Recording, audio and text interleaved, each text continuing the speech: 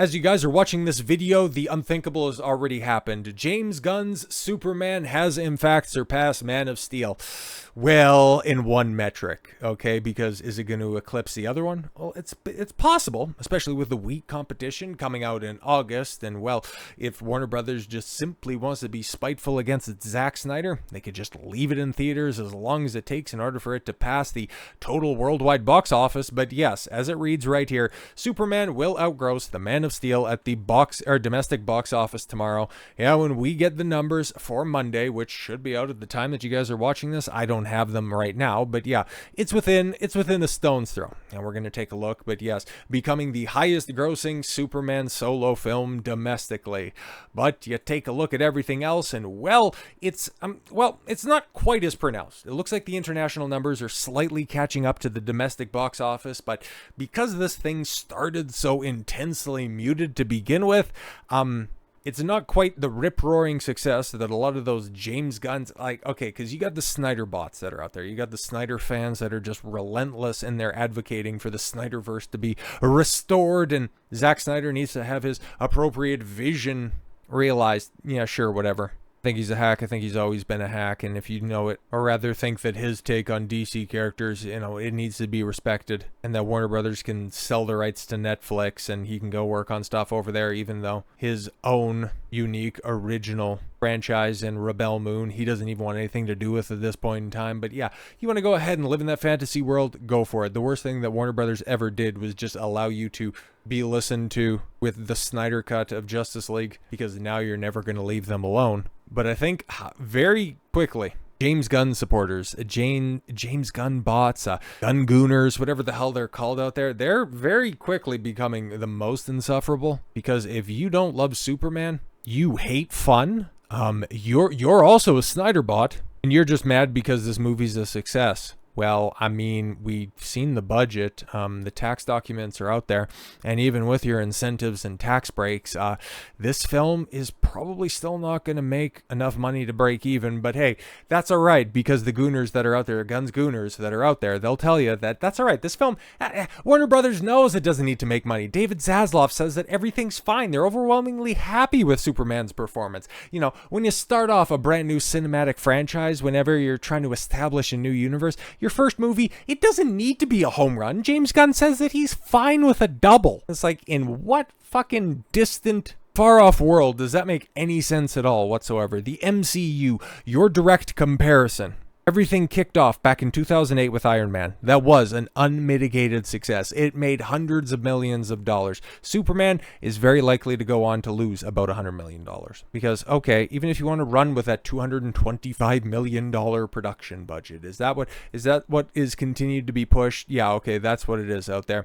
But then you've also got conflicting reports that how much the marketing budget is. So yeah, even if you wanted to rope everything together as conservatively as possible, if you just want to run with the $350 million, which I know is just laughable at this point in time, because the tax documents already had this pegged at $363 million production budget. But don't worry about it, guys. I got some of that money reimbursed, and some of it won't be taxable, so that's why we can get down to that $225 million.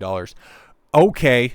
But even just doing basic movie math, this thing needs to hit $700 to $800 million worldwide in order to get your money back. But the one thing that, yeah, it does have going for it is a good domestic hold, that $289 million. And by the time that you see this, by the time that it eclipses the Man of Steel, it will be able to recoup half of that.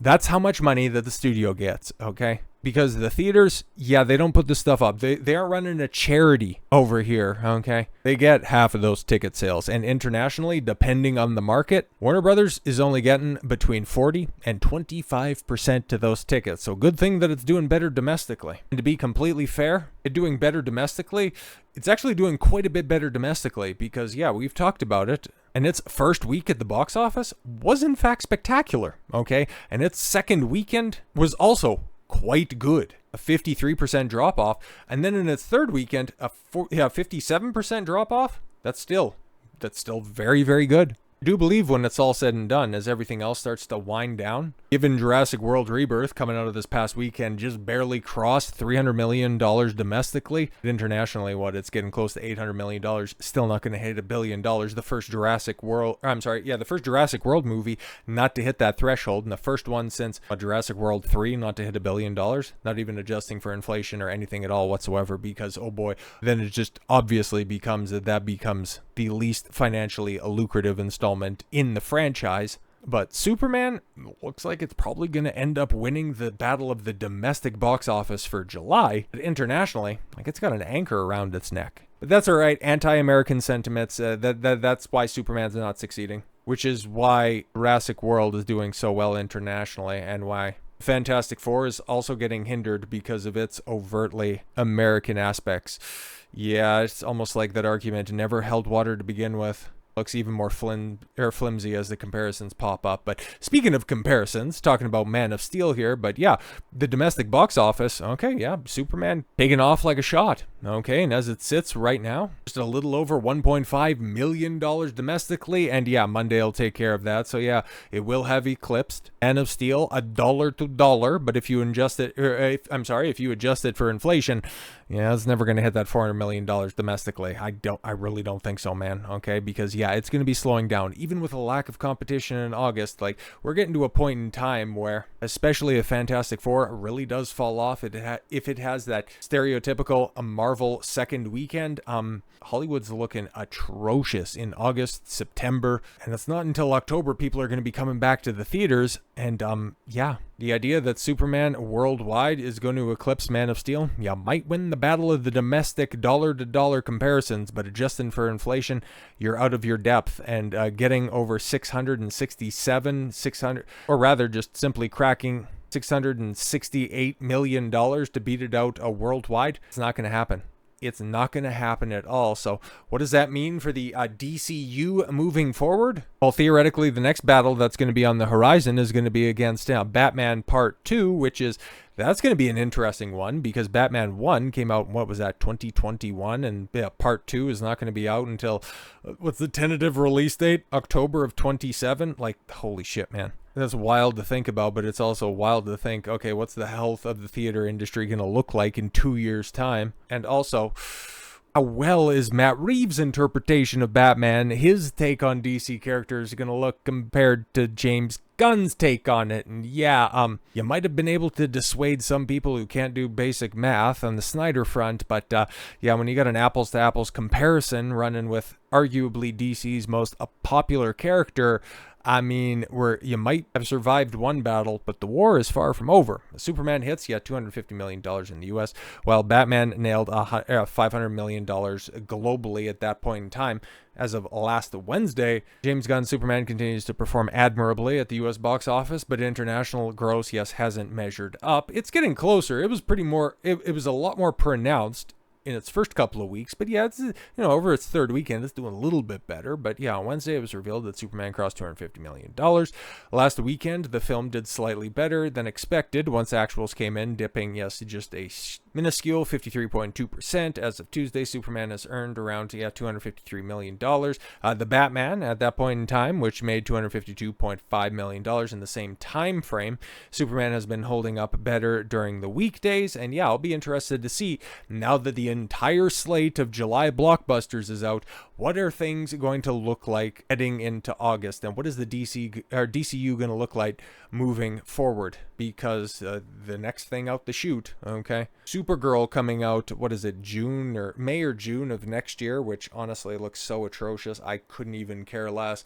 And the more we hear about this, it's kind of like Superman. I was big excited to have a brand new Superman movie out there, but yeah, Supergirl, which is already a derivative character, so yeah, you're anticipating a percentage of the take of Superman to begin with, and this is, well, it doesn't seem appealing at all whatsoever. So James Gunn gave an interview, I know, right? Everybody's shocked on this one, but this one's with Rolling Stone. I think people, yes, I want to be reassured that there's a good explanation for why Supergirl didn't tell Superman about his parents. Since she's presumably more knowledgeable about Krypton, talking about Jor-El's message to Kal-El that he needs to go and fuck all of them Earth bitches, and how James Gunn has been on, the interview circuit, reinforcing time and time again, no, that message that was sent, it wasn't altered by Lex Luthor. Okay, this isn't AI, this isn't anything like that. It's real. It's 100%. This is what we're going with. It's like, oh, okay, cool. Bad decision, and one of the most contentious talking points coming out of the movie. But then you factor in Supergirl, and it's like, oh, okay, cool. She's a part. Well, she's what? Yeah, Kara El. She's a part of House L. Why isn't she adhering that edict set down by Jor-El? And why didn't she inform Kal that why aren't you on your mission? Where's your harem? What's happening? You're assuming that everyone on Krypton is the same, and how would she know? She's younger than him, right? She's younger than him. Why would she know what her parents or her uncle is up to? Somebody so prominent on that planet. Why would she know anything about that? God damn it, man. Okay, she wouldn't know anything about his parents, right? Okay, so fair enough. So what about her role in the movie? Okay, so James Gunn. When I took this job, Supergirl Woman of the Tomorrow, the graphic novel that inspired 2026 Supergirl, great, was like the number one thing, the things that I wanted to do, of course. Anna Nagara just killed the script right away. Sure, I bet she did. And from what I saw in how the comic could be adapted to film, where Supergirl is even rougher in the film than she is in the comic, I think. Yeah, and it's obvious. And obviously Krypto is her companion in the graphic novel, even though he's still Superman's dog in the comic book. Yeah, but it's not, because Krypto's her dog. Because she came back in that mid-credits sequence to get her dog and call Superman a bitch, because, when he's not crying, he can be disrespected by everybody else in the movie. So why not his cousin? I presume that's where you got the idea to make Krypto's Supergirl's dog. There we go.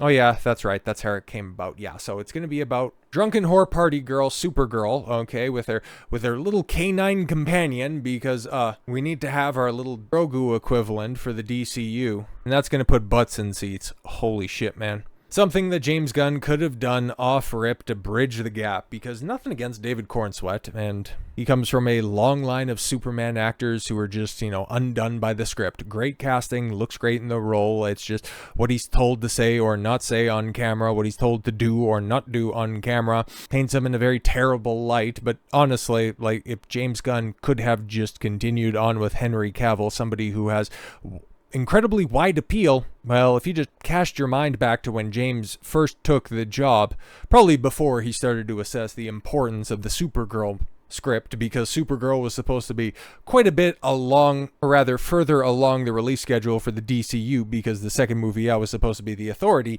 a film that is all but scrapped at this point in time, and Clayface hadn't even entered the fold. But whatever, man. Henry Cavill was still somewhat attached to the DCU, EU, intermittent U, whatever they were doing over there at Warner Brothers at that period of time, right? Because you remember, Cavill came back and he had the little curly Q on his head in that post-credit scene for Black Adam when The Rock was trying to take over and resuscitate DC post-Snyder, pre-Gunn. And then Gunn was also, oh yeah, no, we love Henry Cavill. He's going to be coming back. And I thought Cavill put out an Instagram post, really appreciative of Superman. And then we got the news that Corenswet's going to be taken over. And then you take a look at him and you just go, great value Cavill. And then, yeah, all the conversation just, went by the wayside, and there was never proper clarification as to how dirty James Gunn did Henry Cavill until now. But yes, he finally addresses Henry Cavill's exit from Superman. It was really unfair. Well, you did it, dude, so what are we doing here?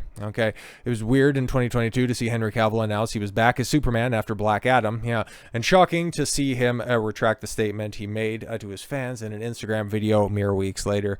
Yeah, that was an interesting period of time, because it's like, oh my god, finally he's gonna have... At that point in time, James Gunn had a much better reputation, because he hadn't already shadowed over his legacy with Guardians of the Galaxy Volume 3. He wasn't lying ever. Well, maybe he probably still was at that point in time, but he wasn't so obviously getting caught in all of his lies that he was dredging up every other interview. But yeah, even though that it failed at the box office, The Suicide Squad was generally well received. And prior to that, like Guardians of the Galaxy 2, like people think that it's fine, or maybe some people don't like it as much, but as the first one, but the first one is constantly regarded as one of Marvel's best movies in the MCU. So yeah, there was excitement that yes, one of the best castings for Superman ever is finally going to have a competent director behind him. And then he was undercut. Oh shit. The eventual, and at this point DC Studios president James Gunn thought that it was strange too, as he was stunned to hear the news while he was in the middle of closing his deal to relaunch everything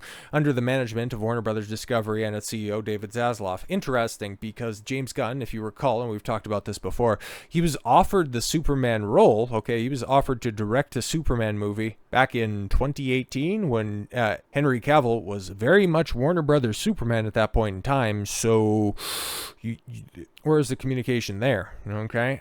Gunn is sharing his reaction to the chaos and how he feels personally about Cavill. Finally, after 3 years, the day our deal closed, all of a sudden they were announcing that Cavill was back, and I'm like, what's going on?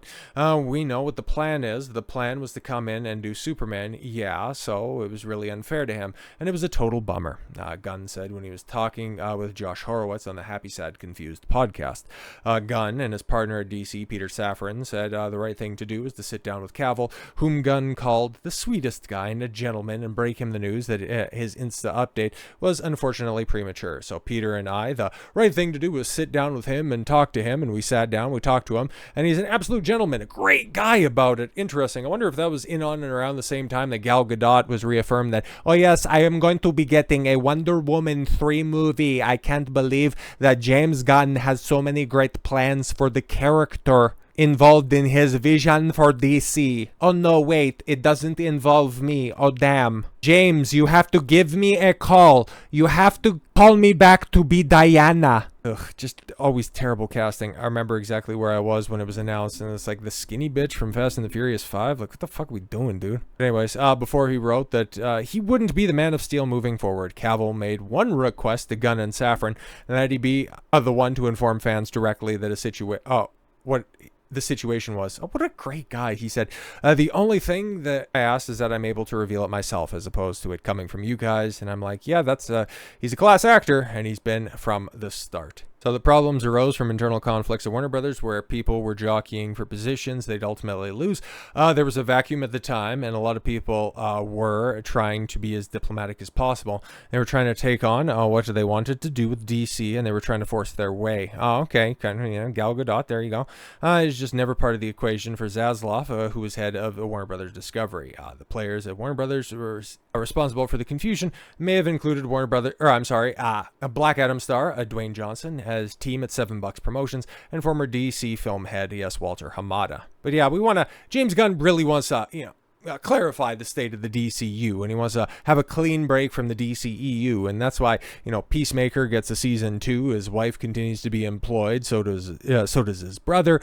Jason Momoa will go ahead and cross over, but he's going to be a different character. Don't worry about that stuff. It's totally different. We're going to have a different Amanda Waller. Oh wait, no, we're going to have the exact same Amanda Waller. That makes sense. And yeah, we're going to have certain continuity with Peacemaker season 1. Cover the stuff that I don't really want to have jive, and yeah, it's totally different, guys. That's why we needed to get rid of Henry Cavill. Okay, he's a great guy. He's a class act. We just really wanted to go cheaper because he wouldn't accept $750,000 the same way that Corenswet and Rachel Brosnahan would, and I needed to get $15 million because my movie's going to be fantastic. It's going to be a massive hit. Oh, wait, it's going to lose money? Oh, that's all right. We're establishing a new franchise, and we just need to go ahead and get good word of mouth out there by hook or by crook, regardless of how many bot forms I need to pay and engage with. So with all that said, thank you all very much for the gift of your time. I've been Don Consuelo. I want you to follow your gut and get after it. Take care, everyone.